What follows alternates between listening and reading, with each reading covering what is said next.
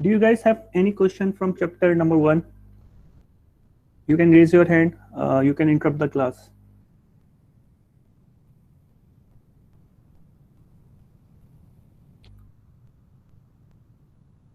Particularly section F. Do you have any problem in chapter number 1?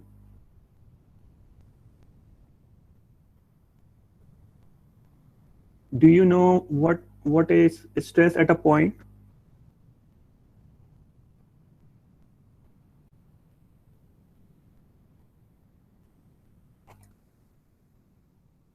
I cannot hear you guys from anyone.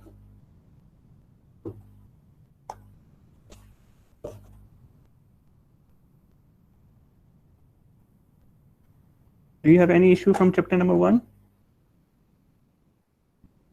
Do you want to discuss any of its concept?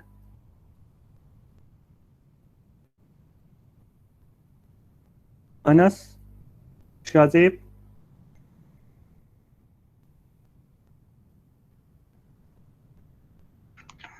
No, sir. Cartesian components पता है आप लोगों को?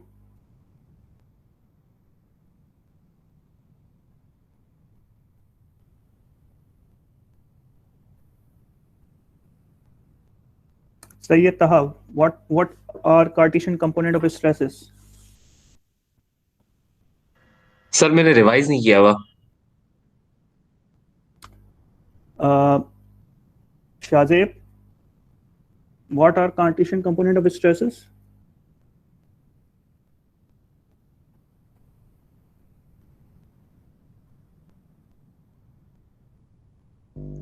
Anas Sorry, sir. Iqbal. Tahir, how can you define Cartesian component of stresses?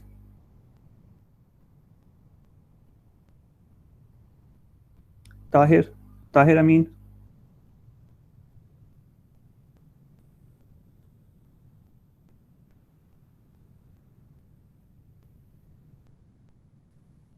Yasir, are you there?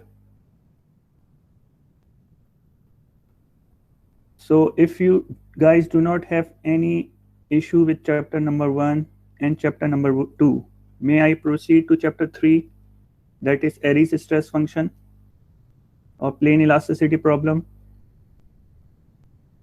or you want me to go through quickly?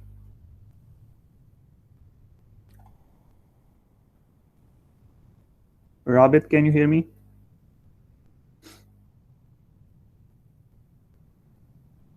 Nishat? Yes sir, आवाज आ रही है आपकी? Yes sir. May I proceed to chapter number 3 if you guys do not have any question from chapter number 1 and chapter number 2? I may suggest it, sir, as because the majority of the students present here are from the sections C, D, B, C, E, I guess, or C, D. You covered chapter number 1 in the classroom when we were having on-site classes. And you asked a question of Cartesian component of stresses. It represents the complete state of stress at one point. That's great. So Cartesian component of stresses, that are 9 Cartesian components that represent the stresses of any 3 orthogonal plane. Using that stresses, we can determine the stress on any plane passing through a point. And using the equations that we derive in the beginning of the chapter, that is stress at a point. So the expressions that we derived in the stress at a point heading, under the heading of stress at a point, using that we can obtain the stress on any plane passing through a point. Later we derive the derivations for stress equilibrium equations. Then we jump to the stress transformation equations. Using stress transformation equation, we can transform one set of Cartesian components into another set of Cartesian components. Okay. Later we learn and we discuss the principal stresses equation for principal stresses. what are principal components of stresses? Out of infinite planes, there may 3 planes may exist on which the shear components of the stresses would be 0. Means the total stress is aligned with the direction of the plane. Okay, so there is no shear stress acting on that plane. Okay, so using the cubic equation, the cube roots represent the 3 components, and we select the largest components as we call the largest component, largest cube root as sigma 1, then sigma 2, and the smallest, including the negative sign, we call that component as sigma 3. Okay, so one of the important thing in that equation is to determine the orientation of the plane. Okay, so what we do there,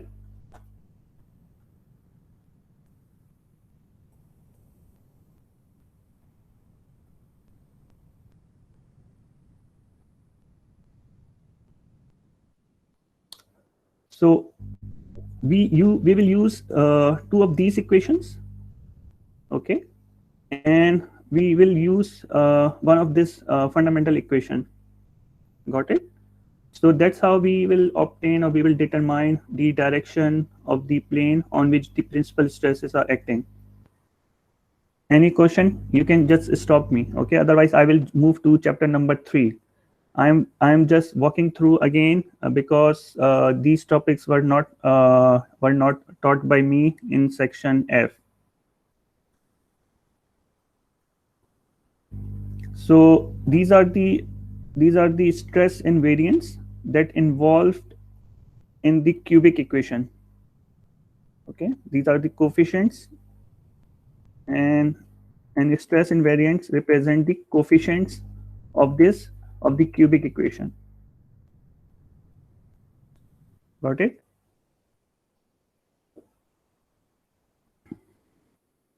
Later, they are just representing some special state of stress. So these all are value putting problems. Okay, so you just need to use the right equations. None of these problems are difficult.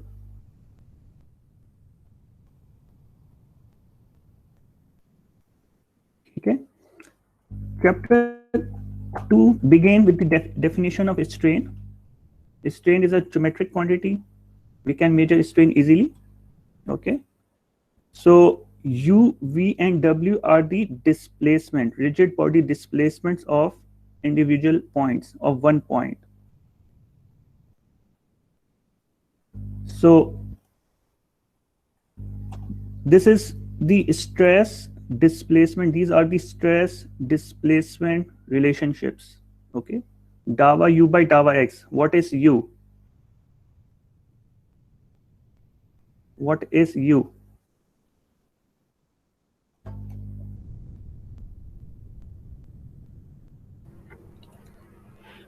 Sir, change in deformation x-axis along x-axis. U is the displacement. Okay, and Dava U is the change of the displacement between Change 2 of points. displacement Okay, in x. so Dava U by Dava X is actually rate of change of the displacement with respect to X. This is the change of displacement with respect to Y, and this is the rate of change of displacement along the Z axis with respect to Z axis. Okay, so these are the normal strain. So that's why these are called as strain displacement relationships, and these are the shear strain. So any question from this?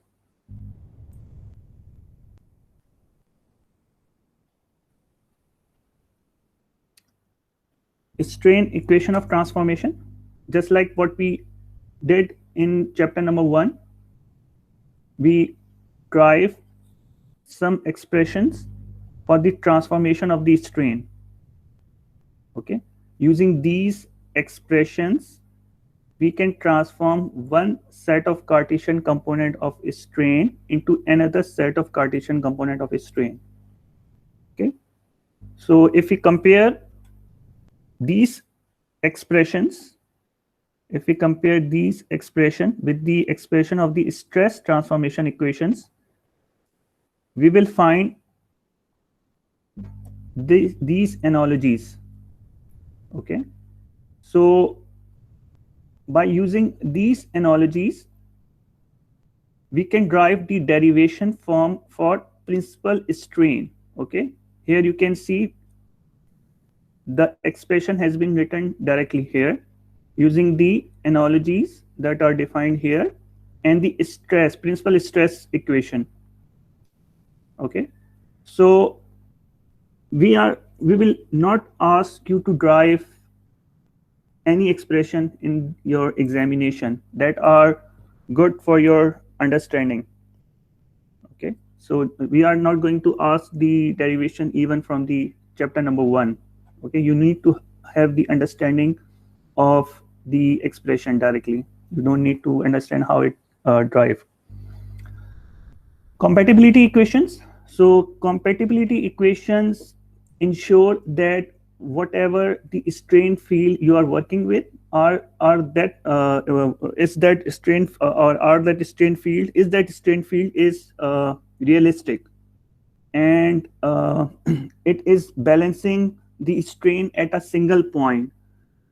If the strains are not balanced or not realistic, the material may show that it is tearing from a certain point or the material is overlapping. Okay, none of this case is workable because we are dealing with the equilibrium conditions. The overlapping of material is not possible at all. Okay, however, tearing is possible in the case of failure, but still we are working within the elastic limits. We are dealing with the equilibrium states, so there would be no failure in the system. Okay, and handling tearing and failure and plasticity is not a simple job. Okay, so these compatibility equations actually validate that the defined strain field is correct or not. Okay, so again, these are the expressions. You just need to apply these expressions directly.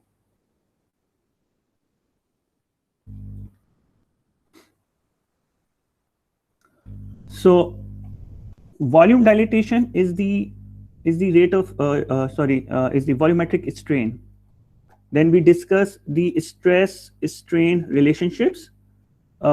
These are the 6 Cartesian component of stress that are related with the 6 Cartesian component of strain. This is called as generalized Hooke's law. Okay, and these K11, K22, K21, these are the materials constants. How many material constants you can see here? 66.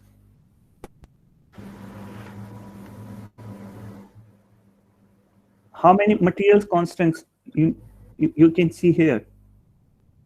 36. 36.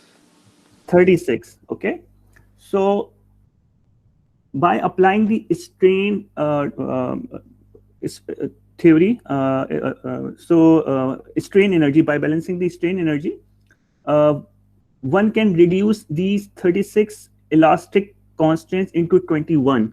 Okay, so basically the matrix would be symmetric. The stiffness matrix or the elastic constant matrix would be symmetric. So 6 components would be here, and the rest of the 15 components would be in the upper right set of the matrix. Okay, so for an anisotropic material, the material you need to define the material using 21 elastic constants. Okay, so ये मैं आपको बता रहा हूँ कि जब material completely isotropic है. Okay, फिर उसके बाद ऑर्थोट्रॉपिक मटेरियल होता है जिसमें आपको इलास्टिक कांस्टेंट्स मजीद रिड्यूस हो जाते हैं. इस पूरे चैप्टर में, इस पूरे कोर्स में आप आइसोट्रॉपिक मटेरियल से डील करेंगे. So isotropic materials are those materials in which the properties are same in all directions. So for isotropic materials, you need to define 2 elastic constants. If you define 2 elastic constants, that would be the complete description of the material.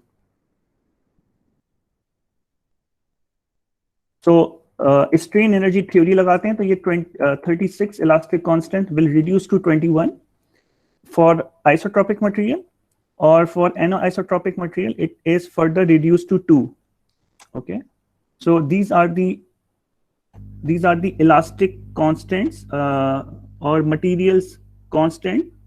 ये 5 हैं, लेकिन ये 5 independent नहीं है, ठीक है। इनमें से कोई से भी आप 2 डिफाइन कर देंगे तो it that will be the complete description of the material. Okay, so we have lambda, mu, E, mu and K. K is the bulk modulus, E is the Young modulus, mu is the Poisson ratio, and lambda and mu are the Lame's constants. Okay, so most of the time we define E and nu. If you define E and nu using E and nu, by using E and nu, you can define rest of the elastic constant. Here you can see we can define the lambda in terms of E and nu, we can define the mu, and we can define K as well. Okay, so this is the complete description of the isotropic material, and we will use these stress strain relationships. So here the strains component, Cartesian component of strains are defined as a function of stress. These are the same relationships, except this has been simultaneously solved and expressed as stress as a function of strain. Okay, so otherwise both of these are same, these set of equations are same. You can easily feel from the expressions of the Cartesian component of stress or strain. Here you can see we just take tau xy to the other side and rearrange the equation.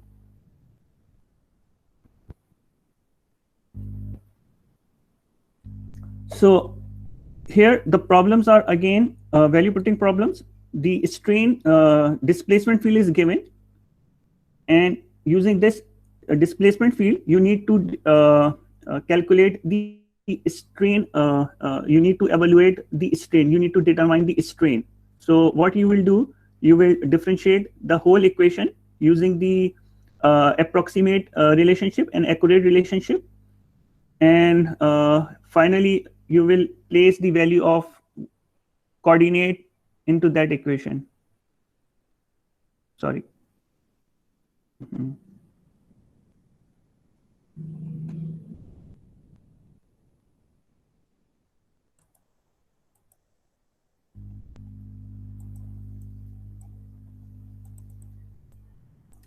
यहाँ पे strain field given है, displacement field, इस displacement field से आप strain field निकालेंगे, ठीक है, और उन एक्सप्रेशंस में आप पॉइंट की वैल्यू प्लेस कर देंगे, ठीक है। अब यहाँ पे कह रहे हैं कि कंपेयर द रिजल्ट्स, तो वो कंपेयर द रिजल्ट्स क्यों कह रहे हैं? To show that I will move to the beginning of the chapter. So this is the approximate relationship, okay, and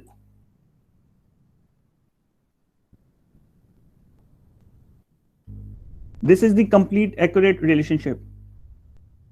Okay, इसमें अगर आप higher order terms ignore कर देते हैं तो you will land up with this simplified expression. तो question number 1 में आपको ये वाला एक्सप्रेशन इस्तेमाल करना है और ये वाला एक्सप्रेशन इस्तेमाल करना है.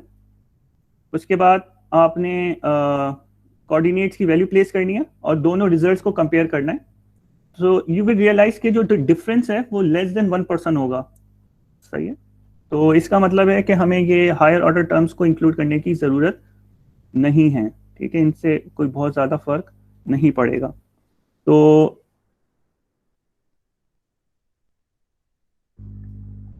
that's how you will solve problem number 1 and 2.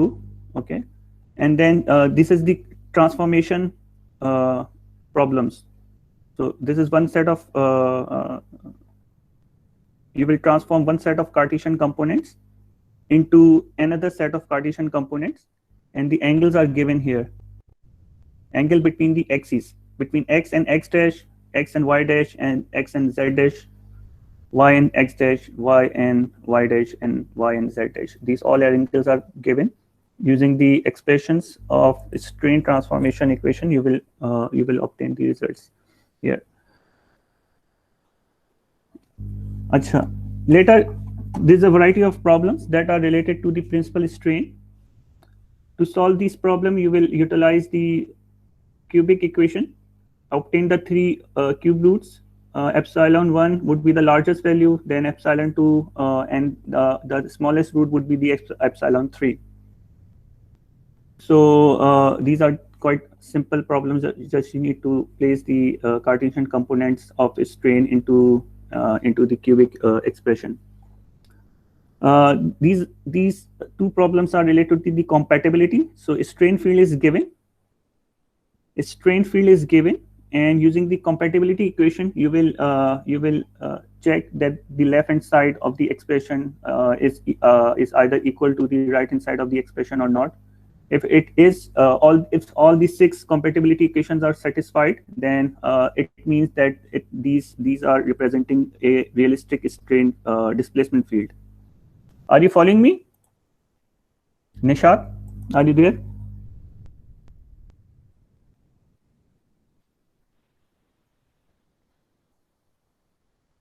Nishat,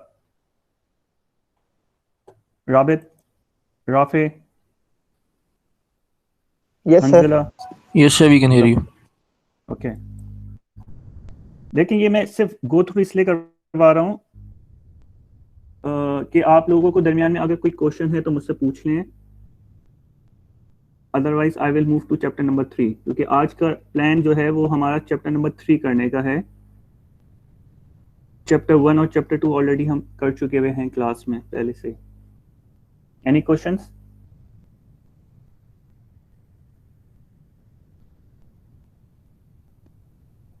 May I proceed to chapter number 3? Yes, sir. अच्छा, मैं आपको देखें, लास्ट टाइम भी मैंने आपको कहा था कि ये जो 20 प्रॉब्लम नंबर 23 से लेकर 37 प्रॉब्लम्स हैं, ये इंडिविजुअली इनकी अलग अलग लॉजिक है सॉल्व करने की. सही है, तो इनके मैं आपको क्लूज दूंगा. मैं आपको over this weekend I will try to give you these clues कि किस तरह से इन प्रॉब्लम्स को आपने सॉल्व करना है. आप चाहें तो इसको क्विकली अभी भी देख सकते हैं. ठीक है,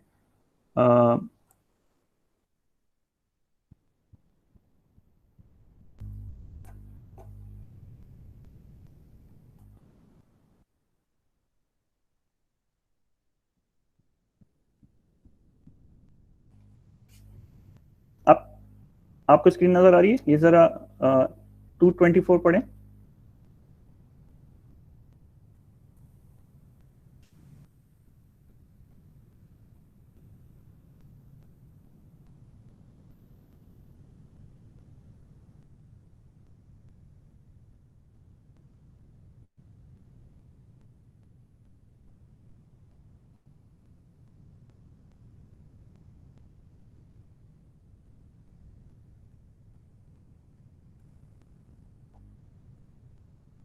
तो मुझे आप बताएंगे जरा, इस इक्वेशन में मुझे सिग्मा एक्स एक्स कितना गिवन है?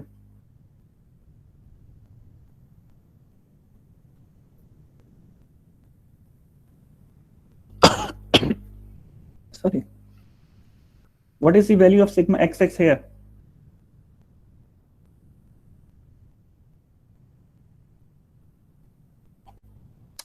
वे सब सो रहे हैं क्या? No sir. वजी, यासिर. हेलो सर, आवाज आ रही है मेरी? अदनान. बिल्कुल बिल्कुल आपकी आवाज आ रही है. आप जरा इस इक्वेशन, इस प्रॉब्लम में मुझे बताएंगे कि क्या क्या गिवन है. जी सर. प्रॉब्लम नजर आ रहा है आप लोगों को? 24. यस सर, दिख रहा है. हाँ जी, बताएं जरा डेटा में क्या क्या गिवन है.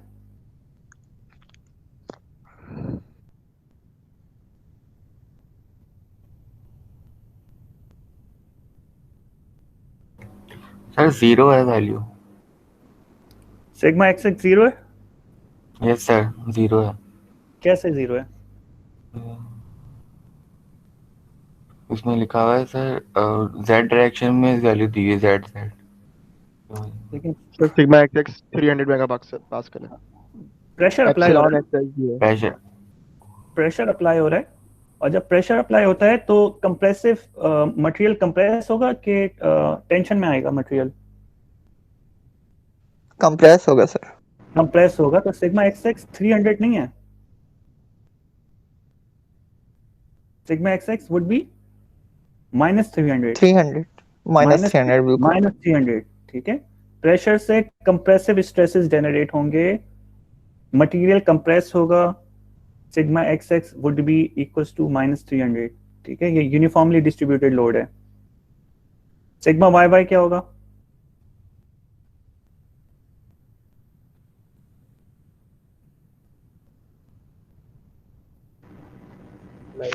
सर वो भी -300 ही हो। -300 होगा, ठीक है।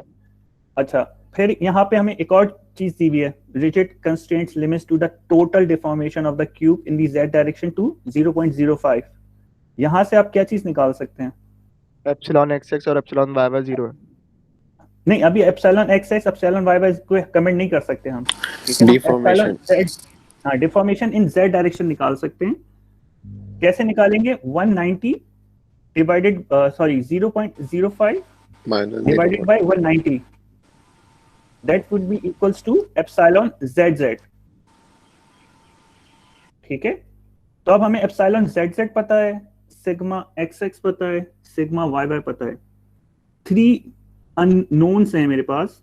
Using the stress strain relationship we can determine rest of the 3 unknowns, ठीक है। Determine the normal stress if any. तो वो कैसे निकालेंगे हम?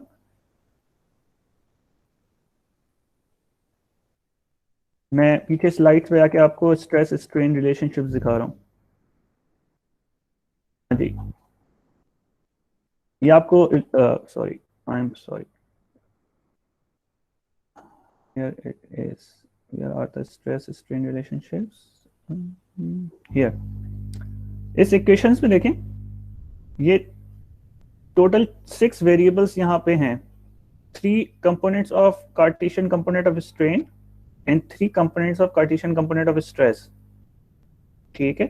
3 इक्वेशंस हैं, 6 वेरिएबल्स हैं। तो अगर हमें 3 वेरिएबल्स पता हो तो I can use these expressions, okay।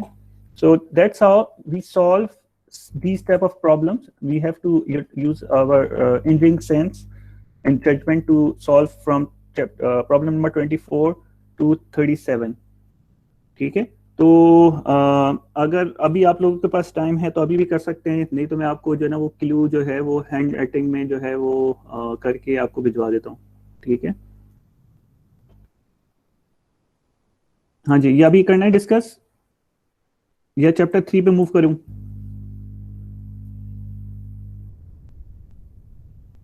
What do you want? May I proceed to chapter number 3?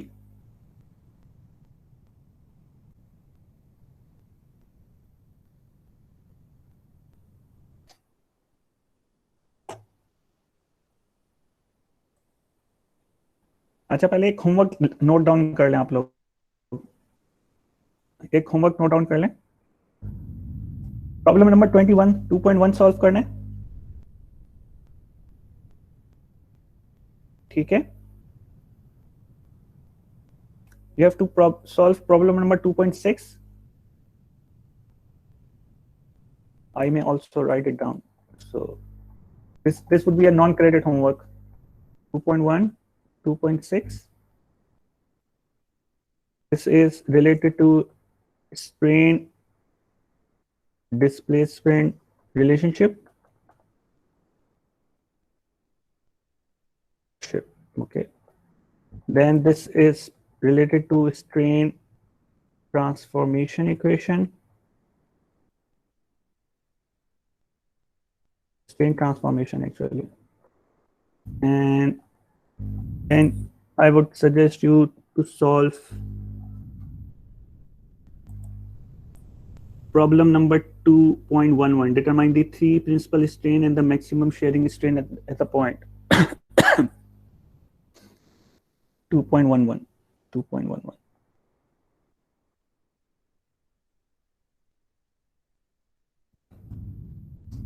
Then out of these two, solve maybe 2.16.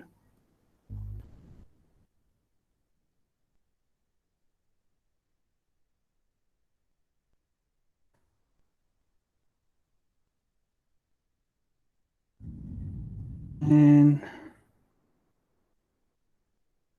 that's it.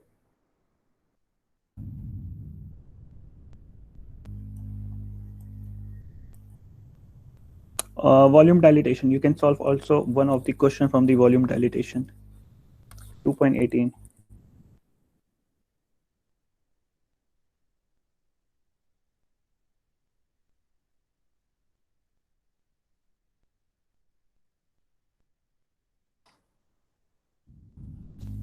Can you just solve these 5 recommended problems?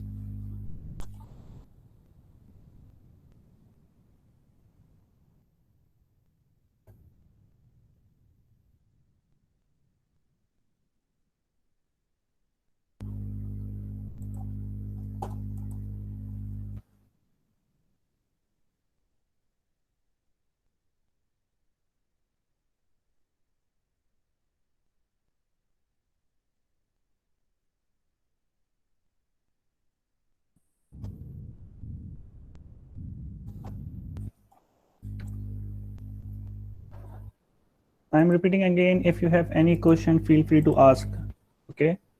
Otherwise, I will consider that you understand the whole topic, and I am going to give you the clues from chapter problem 2.24 to problem, last problem, what is 2.37. These are these problem needs simple hints, okay?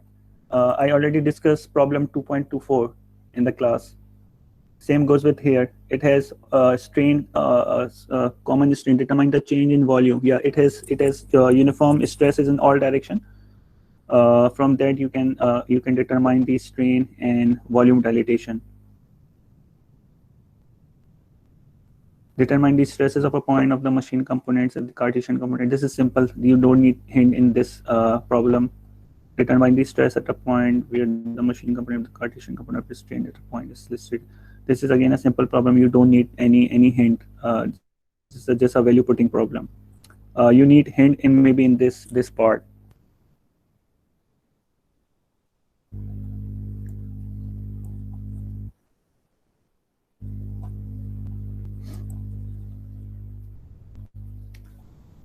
हाँ जी, इस problem को पढ़ें, देखें 2 dimensional problem है यहाँ पे।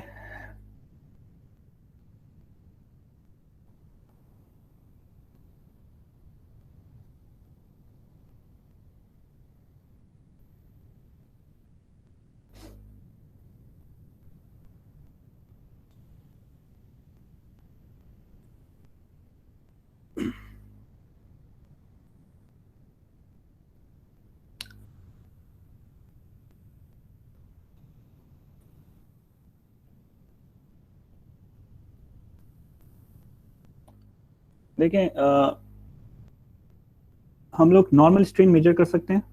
Shear strain के लिए हमें जो है ना ज़्यादा स्ट्रेन गेजेस इस्तेमाल करने होते हैं, फिर उनको आपस में स्ट्रेन ट्रांसफॉर्मेशन से सॉल्व करते हैं। एक पॉइंट पर हमने 3 स्ट्रेन गेजेस लगाए, ठीक है, एट एन एंगल ऑफ 0। ये एप्सिलॉन XX हो गया, एप्सिलॉन XX, ठीक है। ये एप्सिलॉन X डैश है at an angle of 60 degree, ठीक है।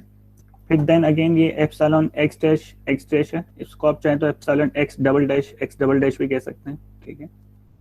This is at an angle of 120 degree.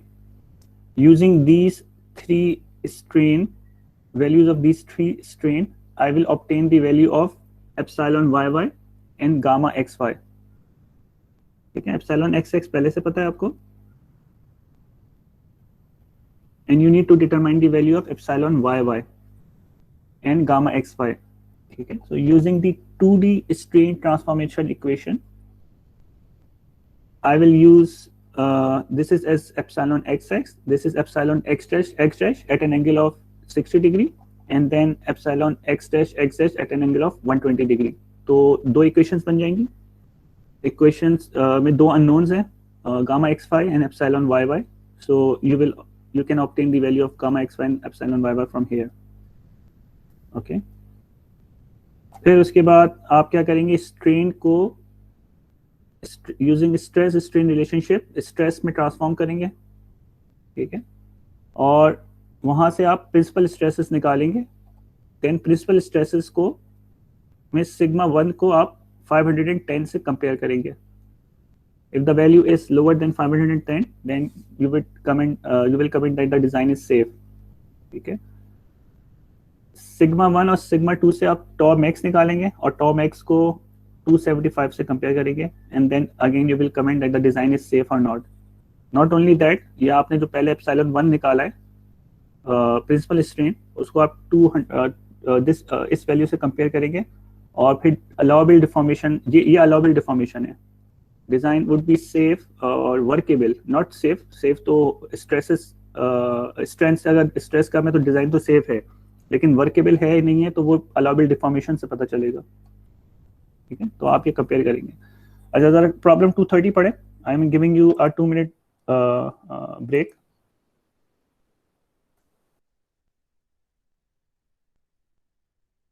Sir boys are requesting, क्या आज की आप रिकॉर्डिंग अपलोड कर सकते हैं क्लासरूम पे?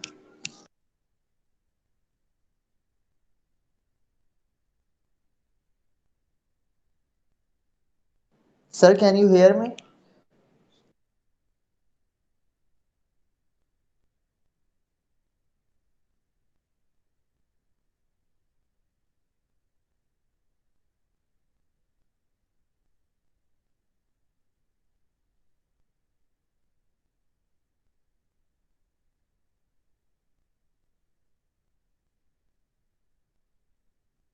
Yes, I will upload the live session. Rafe, thank you so much sir. या लास्ट वाली भी मैंने अपलोड कर दी थी. जी लास्ट सर. वाली क्लासरूम में अपलोड होगी लाजमी.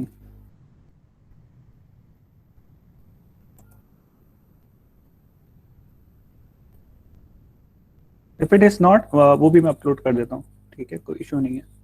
तो जरा इस प्रॉब्लम को पढ़ें आप लोग. I am going to mute this session for a minute. Oh, sorry. Here it is.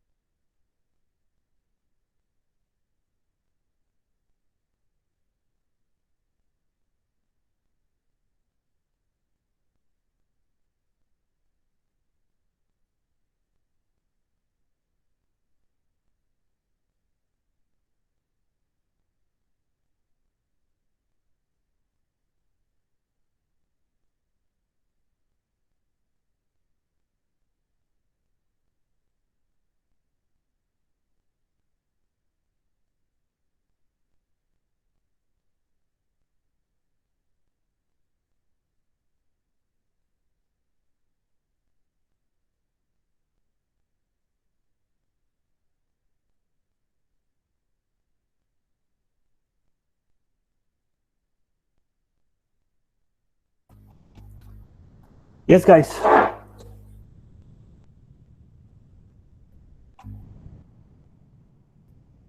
Any issue from 2.29?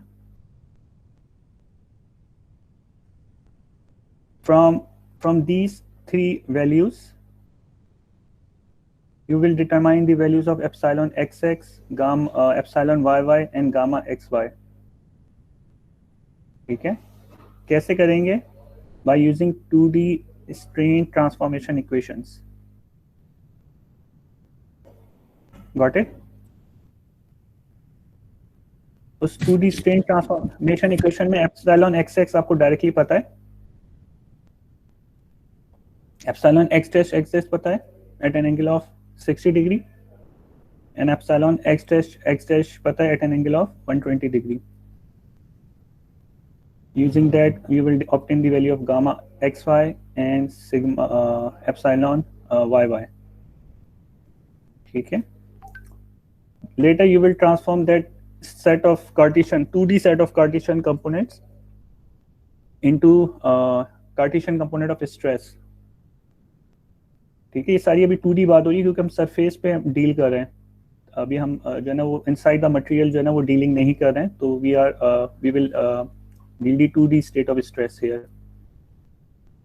ठीक है, तो using the stress strain relationship, we will transform the Cartesian component of strain into Cartesian component of stress, and then from Cartesian component of stress you will determine the principal stresses sigma 1 and sigma 2. sigma 3 यहाँ पे इसलिए नहीं होगा कि 2D surface है, surface के stresses की बात हो रही है. सिग्मा 1 और सिग्मा 2 में कौन सा मैक्सिमम होगा? सिग्मा 1 को कंपेयर करेंगे 510 से,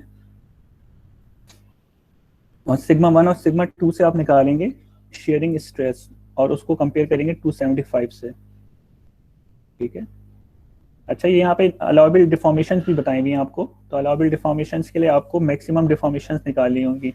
तो कार्टेशियन कंपोनेंट ऑफ स्ट्रेंस तो आपने पहले ही निकाल लिए थे, उससे आप प्रिंसिपल स्ट्रेंथ निकालेंगे. एप्सिलॉन 1 को कंपेयर करेंगे इस नंबर से, नॉर्मल स्ट्रेन से, और शेयरिंग स्ट्रेन के लिए आपको maximum shear strain gamma xy निकालना होगा. ठीक है, उसको आप मैक्सिमम शेयरिंग स्ट्रेन से कंपेयर करेंगे. Any question? सर आप ये प्रीवियसली एक्सप्लेन कर रहे थे, आपने इसके लिए टर्मिनोलॉजी यूज की थी कि डिजाइन इज वर्केबल. तो मेरा सवाल, डिजाइन इज वर्केबल, सॉरी हाँ वर्केबल, हाँ बिल्कुल वो मैंने इसलिए इस्तेमाल किया था. क्वेश्चन पूरा करें आप. मैं design is workable and design is safe, इन दो टर्मिनोलॉजीज में क्या फर्क है, और अगर क्वेश्चन में आता है तो हम उसको कैसे अप्रोच करेंगे? अच्छा, डिजाइन सेफ एक ही टर्मिनोलॉजी इस्तेमाल होती है, सही है. देखें, स्ट्रेसेस को स्ट्रेंथ से कम होना चाहिए. ठीक है, तो इससे क्या होगा कि ऑब्जेक्ट फेल नहीं करेगा. ठीक है, तो हम यहाँ पे मैं कह रहा हूँ कि डिजाइन इज सेफ. फिर इसके बाद जब दो पार्ट्स जब जो है ना वो असेंबली होती है, असेंबली ऑफ ऑब्जेक्ट्स होती हैं, और जहाँ पे पार्ट्स की रिलेटिव मोशन होती है, तो वहां पे अलाउबल डिफॉर्मेशंस होती है. यहाँ पे ये अलाउबल डिफॉर्मेशन है. ठीक है, तो आपके पास स्ट्रेसेस की वजह से जो स्ट्रेन डेवलप हो रहे हैं या लोड की वजह से जो स्ट्रेन डेवलप हो रहे हैं उसको अलाउबल डिफॉर्मेशन से कम होना चाहिए. ठीक है, तो डिजाइन तो सेफ था पहले ही, जिसमें स्ट्रेसेस स्ट्रेन से कम थे, लेकिन वो डिजाइन जो है ना वो वर्केबल, में टर्मिनोलॉजी एक नई आपको समझाने के लिए इंट्रोड्यूस कर रहा हूँ. अदरवाइज इस सारी चीजों को कंपेयर करके तब आप कहेंगे कि डिजाइन सेफ है या नहीं है. अलाउबल डिफॉर्मेशन जो है वो कम होनी चाहिए. ठीक है, तो ऑब्जेक्ट जो है वो ब्रेक भी नहीं करेगा और उसकी रिलेटिव मोशन भी सही होगी फिर. ठीक है, तो इस पूरे सेट को आप सेफ डिजाइन ही कहेंगे. वर्केबल डिजाइन की टर्मिनोलॉजी जो है ना कोई नई टर्मिनोलॉजी नहीं है, वो सेफ डिजाइन ही है. मैंने आपको समझाने के लिए वर्केबल कहा था. पार्ट्स की मेटिंग हो रही है नहीं हो रही, दैट्स द इशू. मैंने आपको याद होगा क्लास में मैंने आपको डोर की एग्जांपल दी थी कि डोर हिंजेस में अगर डिफॉर्मेशन ज्यादा होगी तो फिर दरवाजा जो है ना वो सही तरह से ऑपरेट नहीं होगा. तो वो वर्केबल मैं कह रहा हूँ उसको समझाने के लिए आपको, अदरवाइज वो सेफ डिजाइन सेफ में ही आएगा एक्चुअली. यस, ठीक है sir, got it, thank you. तो आप फाइनली क्या कहेंगे यहाँ पे कमेंट ये करेंगे design is safe and workable. आप इस तरह से कमेंट कर दें, safe is in a sense कि इसलिए कि स्ट्रेसेस जो है स्ट्रेंथ से कम है, ठीक है, और जो डिफॉर्मेशन है वो अलाउएबल डिफॉर्मेशन से कम है, ठीक है। तो आप कह देंगे डिजाइन इज करेक्ट और एक्यूरेट और workable, safe, everything, whatever you use the terminology, ठीक है। अच्छा जी, प्रॉब्लम 230 पढ़ी आप लोगों ने? Did you read problem number 230? Yes, sir. हाँ जी। देखें, थिक वॉल सिलेंडर है, तो यहाँ पे मुझे डेटा बताते हैं क्या क्या गिवन है। ये 100 क्या रिप्रेजेंट कर रहा है? पहले तो मुझे बताएं कि जो है ना हुप और हुप स्ट्रेसेस और एक्सियल स्ट्रेसेस क्या होते हैं?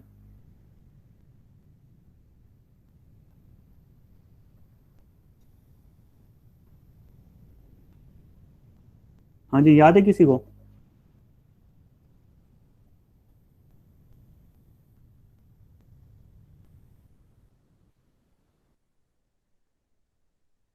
सर शायद सिलेंडर के इनसाइड सरफेस पे एग्जर्ट होते थे अगर कोई मीडियम उसके अंदर होता था। यस, मैं आपको डायग्राम दिखा रहा हूँ एक। देखिए, अलोंग दी जो लेंथ है वो एक्सियल स्ट्रेसेस कहलाते हैं, ठीक है, और जो अराउंड दी सर्कमफेरेंस हैं, ठीक है, that are called as hoop stresses, ठीक है। यहाँ से भी आपको नजर आ रहा होगा। तो ये जो अराउंड दी सर्कमफेरेंस हैं ये हुप स्ट्रेसेस हैं, ये लॉन्गिट्यूडनल स्ट्रेसेस हैं। अच्छा, आप क्योंकि थिक प्रेशर वेसल है तो जो सरफेस की डेप्थ है यानी कि रेडियल स्ट्रेसेस हैं वो डिफरेंट होंगे। जो थर्ड डायमेंशन है रेडियल स्ट्रेसेस की, उसमें इनसाइड और आउटसाइड जो है ना वो स्ट्रेसेस में फर्क होगा, ठीक है। तो यहाँ पे ये चीज गिवन है। During the initial pressurisation gas under the pressure of 100 megapascal, तो हम लोग ये कह लेते हैं कि अच्छा, यहाँ पे जो एक्स एक्सिस और वाई एक्सिस और जेड एक्सिस है वही इसकी प्रिंसिपल डायरेक्शंस भी हैं, लेकिन राइट नाउ मैं अभी कमेंट नहीं कर रहा हूँ। तो जो रेडियल स्ट्रेसेस हैं, रेडियल स्ट्रेसेस का मतलब कि सिलेंडर की जो वॉल की थिकनेस है उसके अलोंग जो स्ट्रेसेस हैं उसको मैं कह देता हूँ जेड डायरेक्शन, ठीक है। तो मुझे बताएंगे इनसाइड सरफेस पे सिग्मा जेड जेड कितना होगा?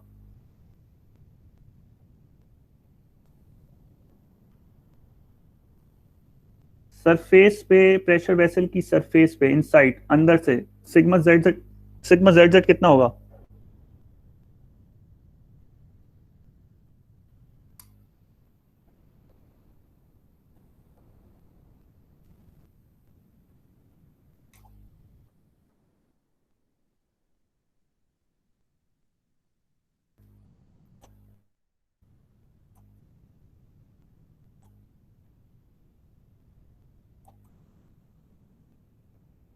ठीक है, थिक प्रेशर वेसल है, ठीक है।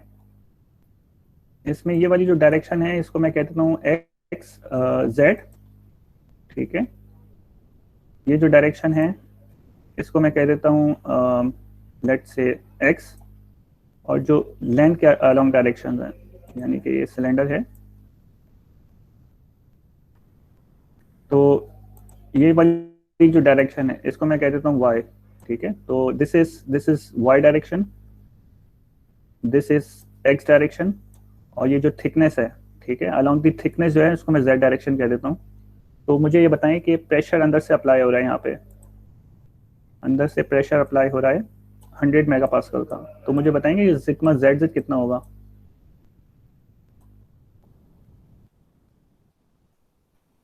What would be the value of sigma zz? -100. -100, ठीक है। यही मैं आपको बताना चाह रहा हूँ कि प्रेशर की वजह से मटेरियल कंप्रेस होगा, कंप्रेसिव स्ट्रेसेस माइनस से रिप्रेजेंट होंगे, so the value of sigma zz would be equals to -100, ठीक है। अच्छा जी, हमने प्रेशर से सिग्मा zz तो निकाल लिया, ठीक है। सिग्मा xx सिग्मा yy को हम मेजर नहीं कर सकते, हम स्ट्रेन को मेजर कर सकते हैं, ठीक है। तो यहाँ पे हमने क्या किया, स्ट्रेन को मेजर करने के लिए वहां पे स्ट्रेन गेजेस लगाए, स्ट्रेन गेजेस, ठीक है। स्ट्रेन गेजेस से मुझे वैल्यू पता चली 500 माइक्रोन एंड 750 माइक्रो, ठीक है। तो इसको आप कैसे लिखेंगे? 0.005, ऐसे ही है 500 माइक्रोन ऐसे लिखा जाएगा 0.005, और इसको आप लिखेंगे 0.0075। मेटल्स के अंदर इतनी ही डिफॉर्मेशन होती हैं, ठीक है। जब आप मेटल्स से कोई डिजाइन करते हैं तो वो माइक्रॉन्स में ही उसकी वैल्यू आ रही होती है, ठीक है। तो इसमें से एक को आप एप्सिलॉन XX ले लें और एक को एप्सिलॉन YY ले लें। हमने अभी यहाँ पे क्या किया है? एक्सियल डायरेक्शन को Y लिया है, एक्सियल डायरेक्शन को हम Y ले रहे हैं, ठीक है, और ये वाली हुप डायरेक्शन को X ले रहे हैं, ठीक है। तो मुझे जरा बताएं ना, इसमें एप्सिलॉन XX कितना है और एप्सिलॉन YY कितना है? तो this is epsilon YY, axial direction है, इसको हम एप्सिलॉन YY ले लेते हैं, इसको हम एप्सिलॉन XX ले लेते हैं, ठीक है। अब जरा बताएं कितने नोन्स हैं? 1 2 3 ये मेरे पास नोन है सरफेस पे, इनसाइड पे, ठीक है। Using stress strain relationship I will determine the values of rest of the 3 unknowns, ठीक है जनाब। अच्छा जी, जिस तरह से आपने सरफेस पे इनसाइड पे काम किया है, आउटसाइड पे भी ऐसा ही होगा, ठीक है। आउटसाइड पे आपको स्ट्रेन गेजेस पता है, एप्सिलॉन YY पता है, एक्सियल को मैं Y डायरेक्शन ले रहा हूँ और हुक को X डायरेक्शन ले रहा हूँ, तो एप्सिलॉन XX पता है, एप्सिलॉन XX एप्सिलॉन YY। और सिग्मा ZZ कितना होगा? 0, क्योंकि एक्सटर्नल प्रेशर है, तो बाहर से कोई प्रेशर नहीं है तो सरफेस पे मटेरियल कोई रिएक्शन शो नहीं करेगा, ठीक है, ना कंप्रेसिव ना टेंसाइल, थिक प्रेशर वैसे लगी है, ठीक है। तो sigma ZZ would be equals to 0। तो अगेन स्ट्रेस स्ट्रेन रिलेशनशिप में जो पहले 3 रिलेशन है उसमें 6 वेरिएबल्स हैं, 3 मुझे पता है, and rest of the 3 I can calculate using the 3 expressions, ठीक है। तो anyhow determine the axial and hoop component of stresses associated to these strain, बस आपको निकल आएंगे डायरेक्टली। एक्सियल और हुप कंपोनेंट ऑफ स्ट्रेस निकाले ना, तो स्ट्रेस स्ट्रेन रिलेशनशिप से डायरेक्टली ये कंपोनेंट्स आ जाएंगे आपके पास, ठीक है। मटेरियल कांस्टेंट आपको पता है, ठीक है। हो सकता है एक सवाल? Yes, sir. हाँ जी, you want me to continue or stop here?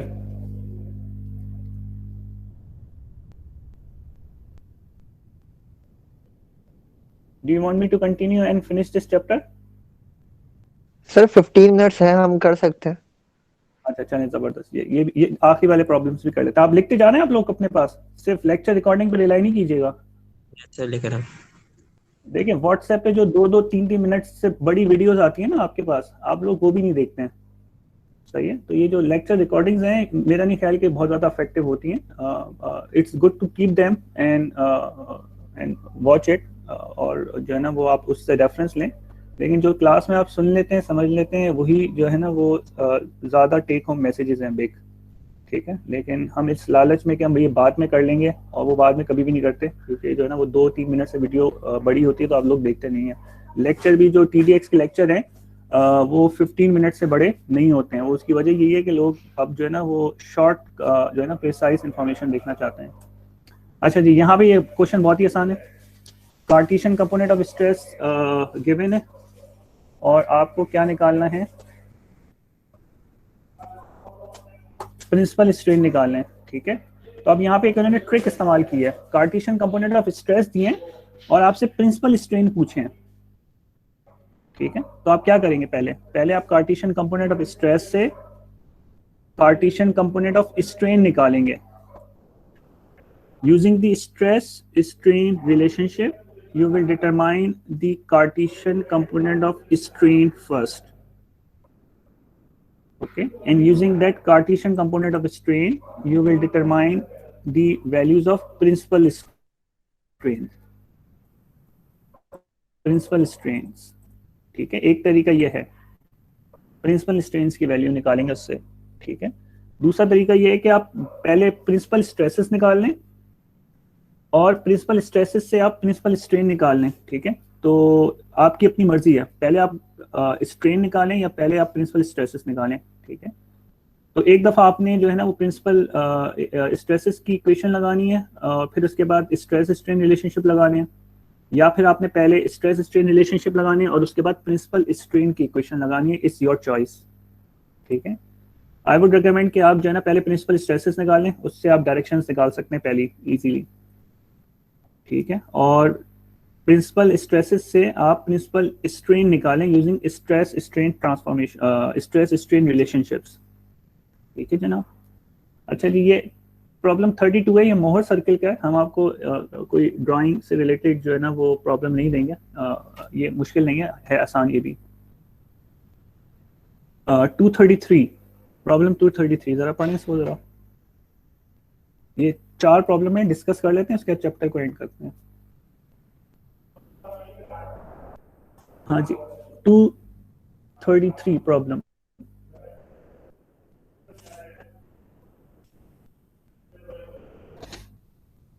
ये बड़ा इंटरेस्टिंग प्रॉब्लम है, ये बहुत बहुत बहुत ही जबरदस्त। Thin rubber membrane is stress such.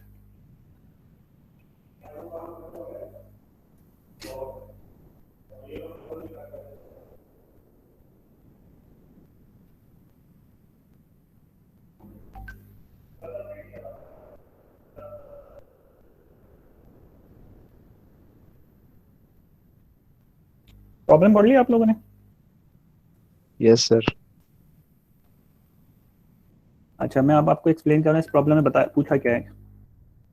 Problem ये कहते हैं कि एक रबर मेम्ब्रेन है, रबर मेम्ब्रेन इस तरह की है, ठीक है। इसको जब डिफॉर्म किया तो ये रबर मेम्ब्रेन कुछ भी शेप ले लेगी, ठीक है। हो सकता है इस तरह की शेप ले लेगा,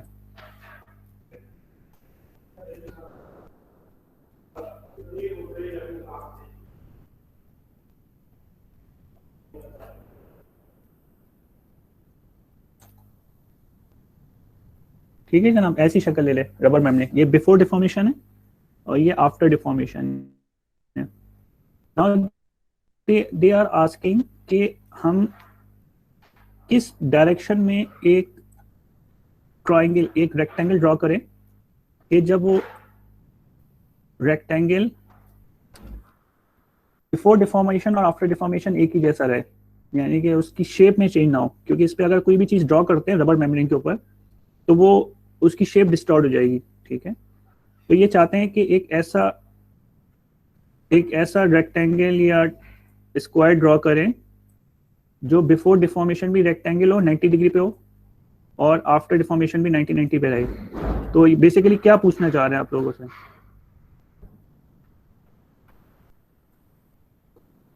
हाँ जी, इसकी शेप चेंज ना हो। तो what the author is asking from you, shape change किस वजह से होती है? आई थिंक शेयर स्ट्रेन जिस प्लेन पे 0 हो। हाँ जी, शेयर स्ट्रेन और शेयर स्ट्रेसेस की वजह से शेप चेंज होती है। अब कौन सी डायरेक्शन ऐसी है कि जहां पे जो है ना शेयर स्ट्रेस या शेयर स्ट्रेन मौजूद नहीं होता?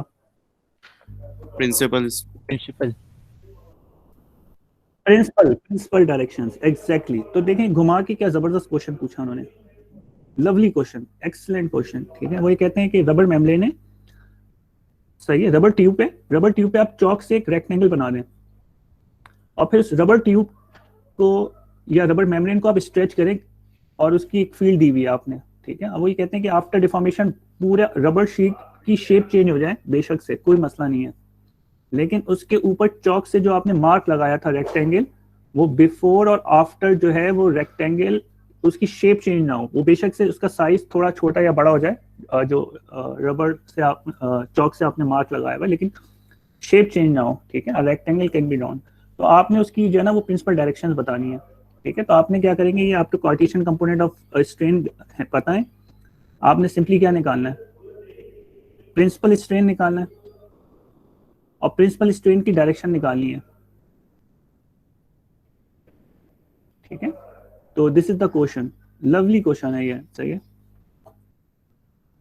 अच्छा जी, a thin rectangular aluminium plate, ठीक है, it's act upon by 2 dimensional stress, determine the change. ये तो बहुत आसान है, आसान सवाल इसलिए है कि अच्छा क्या है, determine the change in length of the diagonal of the plate, ठीक है। तो ये कैसे निकालेंगे, ये इस तरह से निकालेंगे कि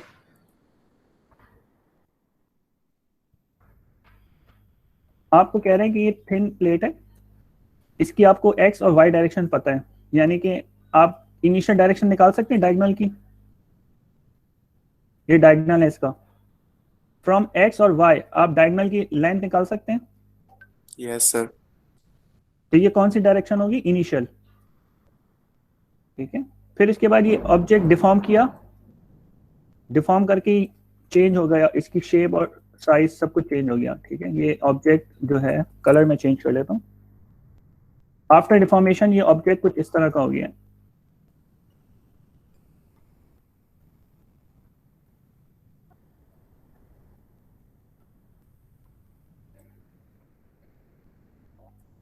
और इसके ऊपर जो डायगोनल था वो ये वाला है, ठीक है। तो how you are going to do that कि डायगोनल की आपको लेंथ पता चल जाए, इसकी लेंथ कैसे निकालेंगे आफ्टर डिफॉर्मेशन। आपको इसकी फाइनल लेंथ चाहिए। सर ट्रायंगल को सॉल्व कर। हाँ जी बिल्कुल, ट्राइंगल को सॉल्व करेंगे, ठीक है। तो अब ये क्वेश्चन ज़रा देखें, दोबारा पढ़ें। अ थिन रेक्टेंगुलर प्लेट 75 एंड 100, तो 75 और 100 से आप इनिशियल डायगोनल की लेंथ निकाल लेंगे, ठीक है। इस acted by upon 2 dimensional stresses, strain which produces the following uniformly distribution of strain in the plate, ठीक है। Determine the change in length of the diagonal of the plate। अच्छा, वो हमें फाइनल लेंथ ही निकालनी, बेसिकली एक काम और करना है आपने ये एंगल निकालना है, ये वाला एंगल थीटा, ठीक है, थीटा। तो इसको आप कहते हैं कि ये डायरेक्शन है x dash, this is dash and this is dash direction, और इस डायरेक्शन को आप कहते हैं ये है एक्स और Y, this is X and this is Y, ठीक है। तो ये स्ट्रेन ट्रांसफॉर्मेशन का क्वेश्चन है एक्चुअली, ठीक है। आप क्या करेंगे कि आप थीटा निकालेंगे और एल निकालेंगे डायगोनल का, किससे, इस वाली लेंथ से और इस वाली लेंथ से, ठीक है। उसके बाद आप स्ट्रेन को ट्रांसफॉर्म करेंगे थीटा के जरिए एक्स डैश वाई डैश में, ठीक है। तो आपके पास जो है वो क्या चीज आ जाएगी, एप्सिलॉन एक्स डैश और एप्सिलॉन वाई डैश आ जाएगा आपके पास, ठीक है। Using epsilon X dash and Y dash आप फिर क्या निकालेंगे, डेल्टा एल, ठीक है, क्योंकि एल पता है आपको और एप्सिलॉन एक्स डैश पता है, ठीक है। So using that you will determine the value of delta L of the diagonal, ठीक है। आपको ये वाली जो है ना वो स्ट्रेन पता होना चाहिए, ये वाला स्ट्रेन पता होगा तो आप इसके अलोंग डिफॉर्मेशन निकाल सकते हैं, ठीक है, नॉर्मल डिफॉर्मेशन। तो this is the question of strain transformation. अच्छा जी, फाइनली 2 क्वेश्चन और है, कितना टाइम है मेरे पास, और 5 मिनट्स और है भाई, 2 ही क्वेश्चन है, ये क्वेश्चन तो बहुत आसान है। यस सर, 5 मिनट्स हैं। 5 मिनट्स हैं, ठीक है। बॉडी अंडर ये plane stress condition with this strain on the surface of the body of the given points are determine the values. अच्छा, ये बहुत आसान सवाल है, ठीक है, बहुत आसान सवाल इसलिए कि आपको जो है ना वो कार्टेशियन कंपोनेंट ऑफ स्ट्रेस पता है, और कितने अननोन्स हैं, एक देखें, आपको नोन और अननोन चेक करने हैं। यहाँ पे एक नोन है, दूसरा नोन है, ये आपको 3 नोन्स हैं, 1 2 एंड 3, तो 3 नोन्स। और स्ट्रेस स्ट्रेन रिलेशनशिप में जो पहले रिलेशनशिप्स हैं उसमें 6 वेरिएबल्स हैं, तो 3 नोन्स हैं और 3 अननोन्स हैं, तो उसमें एप्सिलॉन जेड भी अननोन है, तो वो आप डिटरमाइन कर लें, ठीक है। तो यहाँ पे स्ट्रेस स्ट्रेन रिलेशनशिप लगेंगे, first 3 relationships, and using that you can determine the value of epsilon Z, ठीक है। अच्छा जी, ये क्वेश्चन पढ़ें, ये क्वेश्चन बड़ा इंटरेस्टिंग है, ये क्वेश्चन इंटरेस्टिंग इसलिए कि यहाँ पे पोसॉन रेशियो कितना दिया हुआ है।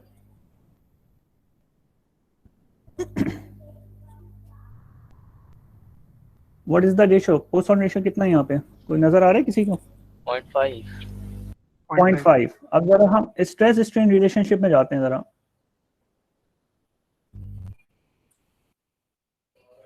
हाँ जी, यहाँ पे स्ट्रेस रिलेशनशिप, ठीक है जान, चलें इसमें लगाए ना पोसॉन रेशियो 0.5।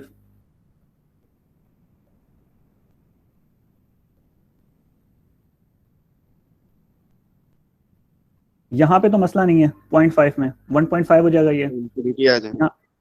यहाँ पे इन्फिनिटी आ जाएगा, ठीक है एग्जैक्टली ये यहाँ पे इन्फिनिटी आ जाएगा। तो इसका मतलब है अगर किसी मटेरियल का पोसॉन रेशियो 0.5 है तो स्ट्रेसेस कितने होंगे उसके अंदर?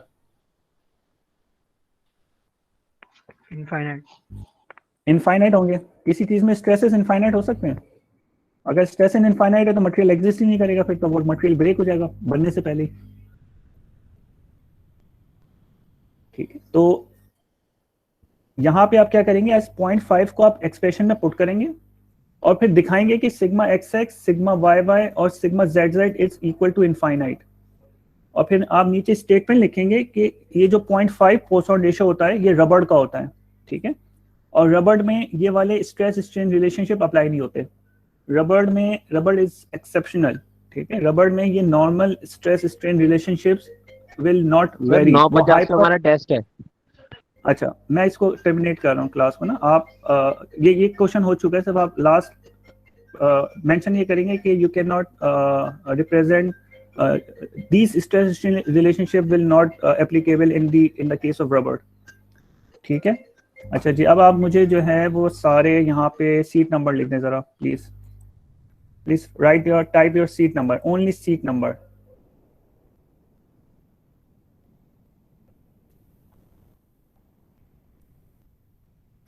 Just simply type your seat number. And after typing your seat number, you may check out. और मैं ये अज्यूम कर रहा हूँ कि चैप्टर 1 और चैप्टर 2 से अब कोई क्वेश्चन नहीं है।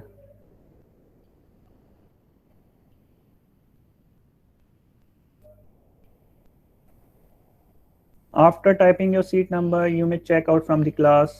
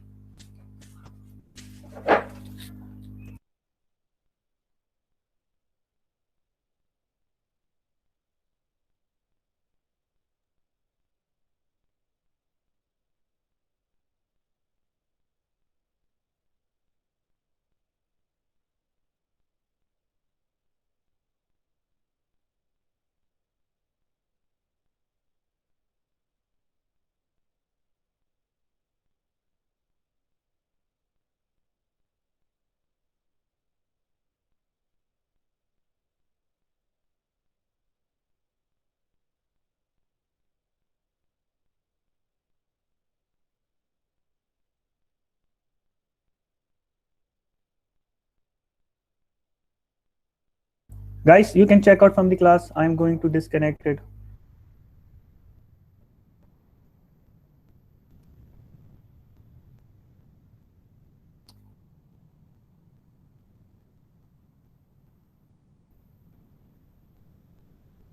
I'm stopping its recording.